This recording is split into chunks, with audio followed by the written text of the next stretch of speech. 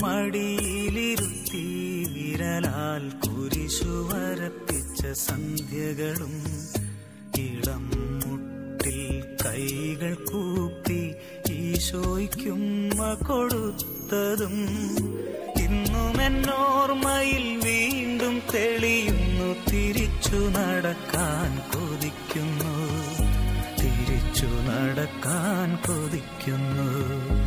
അമ്മ മടിയിലിരുത്തി വിരലാൽ കുരിശു വരപ്പിച്ച സന്ധ്യകളും ഇളം മുട്ടിൽ കൈകൾ കൂപ്പി ഈശോയ്ക്കുമ്മ കൊടുത്തതും ഇന്നും എന്നോർമ്മയിൽ വീണ്ടും തെളിയുന്നു. തിരിച്ചു നടക്കാൻ കൊതിക്കുന്നു, തിരിച്ചു നടക്കാൻ കൊതിക്കുന്നു.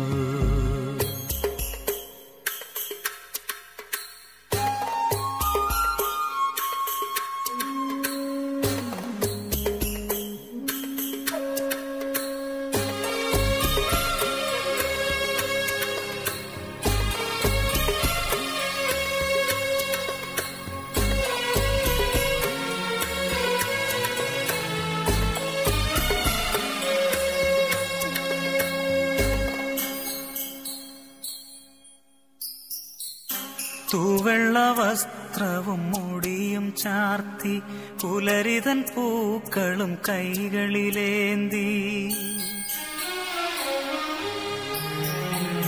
തൂവെള്ള വസ്ത്രവും മുടിയും ചാർത്തി പുലരിതൻ പൂക്കളും കൈകളിലേന്തി അൾത്താര മുന്നിൽ കൈകുപ്പി നിന്ന് ആദ്യ കുർബാന തന്നോർമ്മകളും പച്ചകടാതെ മനസ്സിൽ നിറയുമ്പോൾ തിരിച്ചു നടക്കാൻ കൊതിക്കുന്നു, തിരിച്ചു നടക്കാൻ കൊതിക്കുന്നു.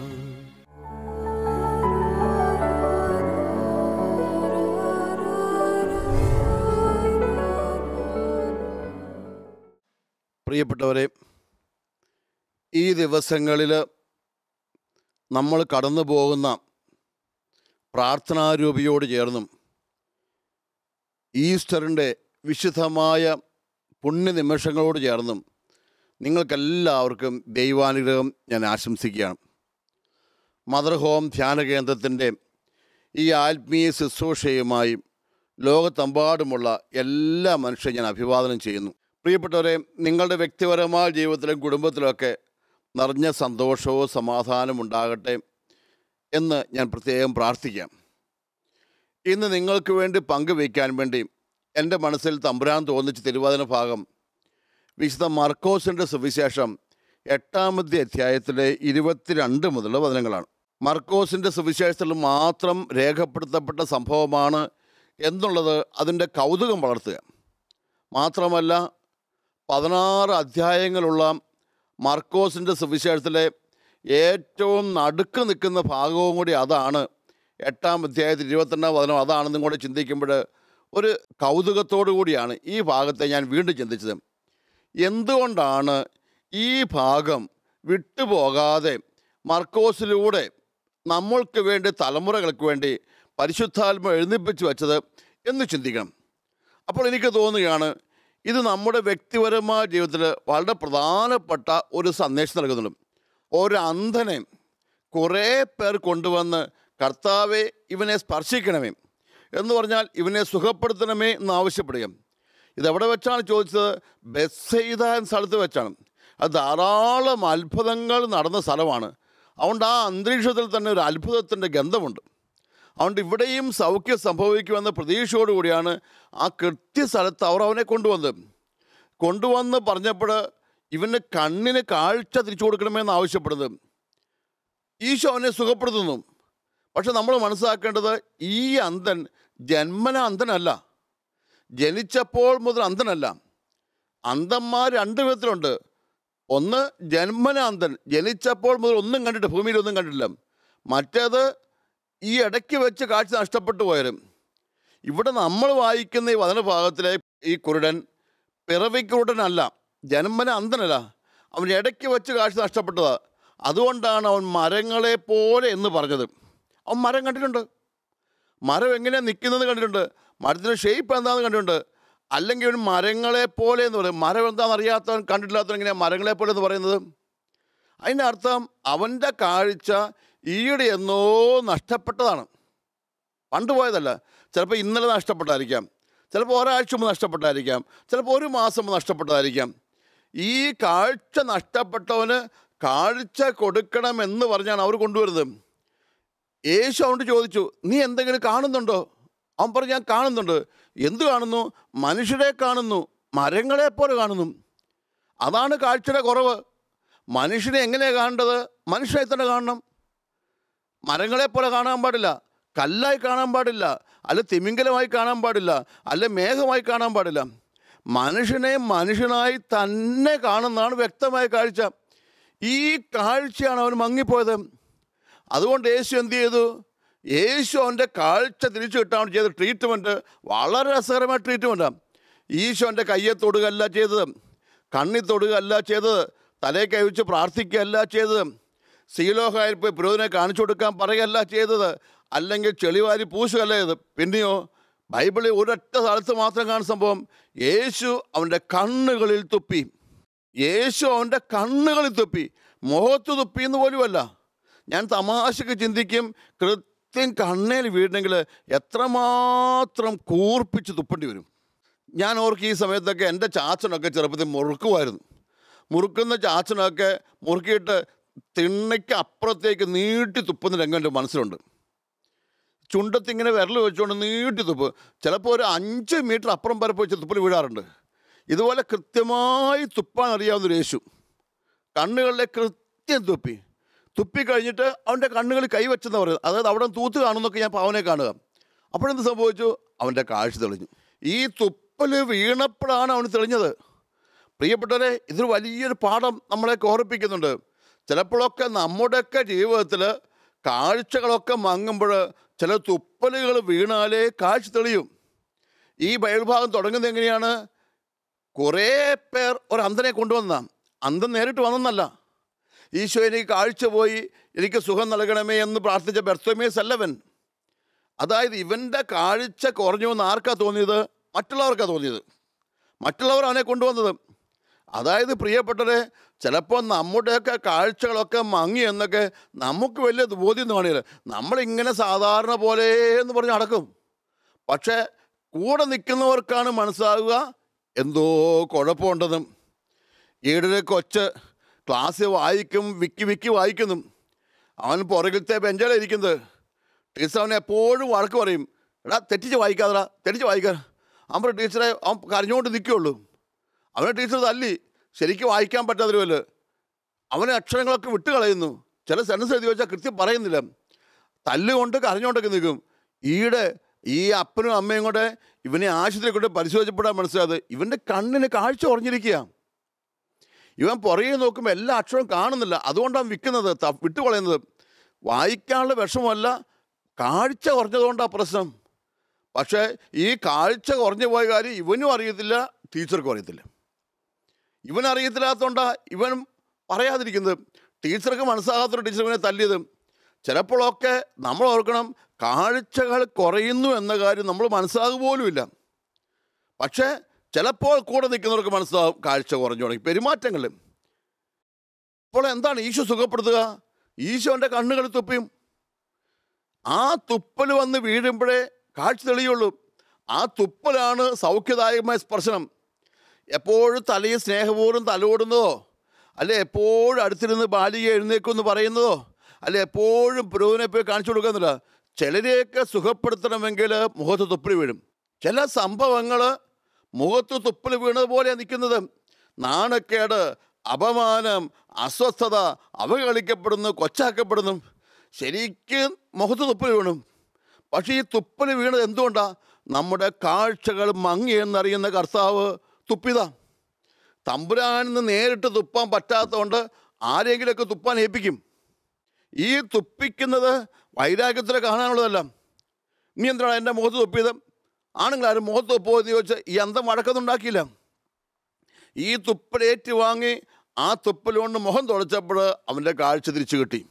ബൈബിൾ എന്താ പഠിപ്പിച്ചത്? അവനെല്ലാം വ്യക്തമായി കണ്ടു. വ്യക്തമായി കണ്ടു. പ്രിയപ്പെട്ടവരെ, ചില തിരിച്ചടികൾ, ചില ദുരന്തങ്ങളാണ് നമ്മുടെ ജീവിതത്തിൻ്റെ വഴിമാറ്റിവിടുക.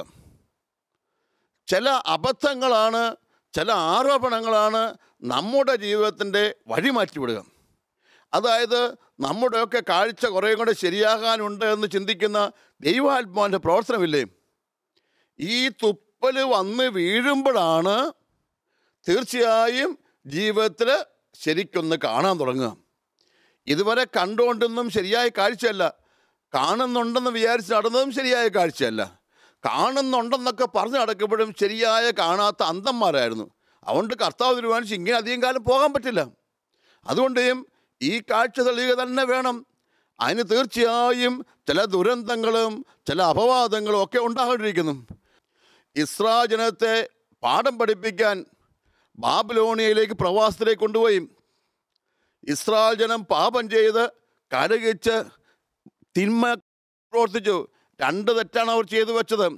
ഒന്ന്, അവർ സത്യദൈവത്തെ മറന്ന് അന്യദൈവങ്ങളുടെ പിന്നാലെ പോയി. 2, അവർ പരസ്പരം കലഹിച്ചു.